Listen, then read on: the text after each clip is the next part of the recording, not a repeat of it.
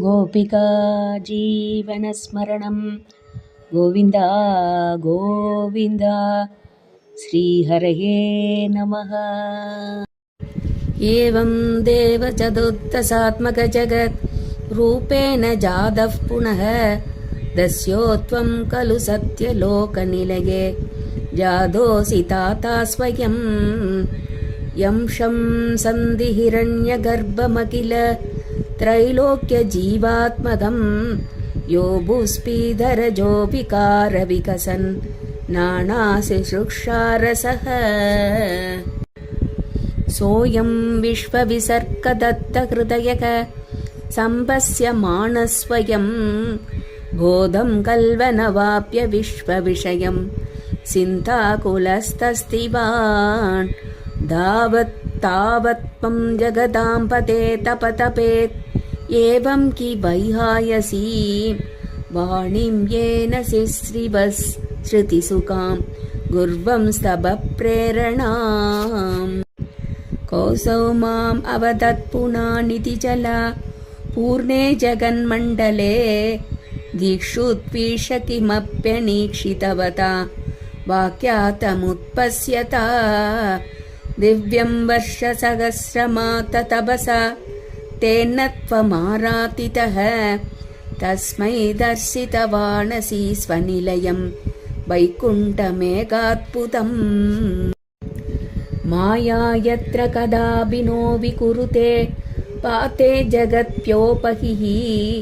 सोगक्रोधविमोहस्वात्वसमुखाः भावास्तु दूरं कथाः सान्द्रानन्दजरी च यत्र परम ज्योतिप्रकाशात्मके तत्ते धाम विभावितं विजयते वैकुण्ठरूपं विभो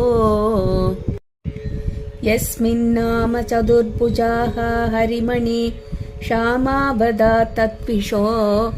नानाभूषणरत्नदीपितदिशो राजद्विमानालयाः भक्तिप्राप्ततदावितोन्नतपथाः दिव्यन्ति दिव्या जनाः तत्ते धाम निरस्तसर्वशमलं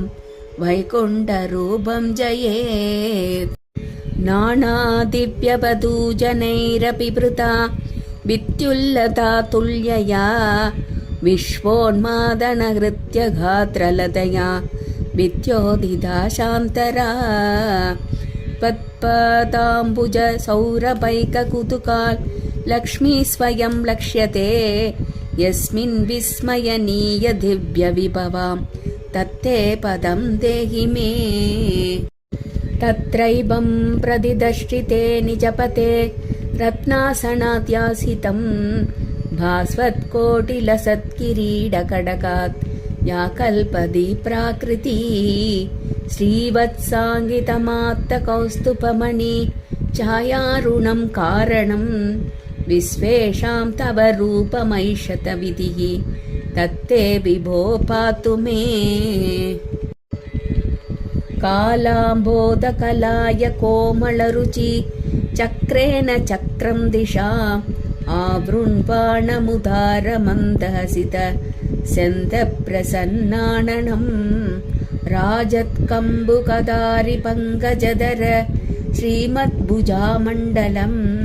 स्रष्टुदुष्टिकरं बभुस्तव विभो मत्रोगमुद्वासये दृष्ट्वा सम्प्रमकमलभूः त्वत्पादपातोरुहे हर्षावेशवसंवतो निपतितः प्रीत्या कृतार्थी भवन् जानास्येव मणीक्षितं मम विभो ज्ञानं तथा पातय त्वयितभवत्स्वरूपपरमिति आचष्टत्वं त्वां भजे आदाम्रे चरणे विनम्रमततम् अस्तेन हस्ते स्पृशन्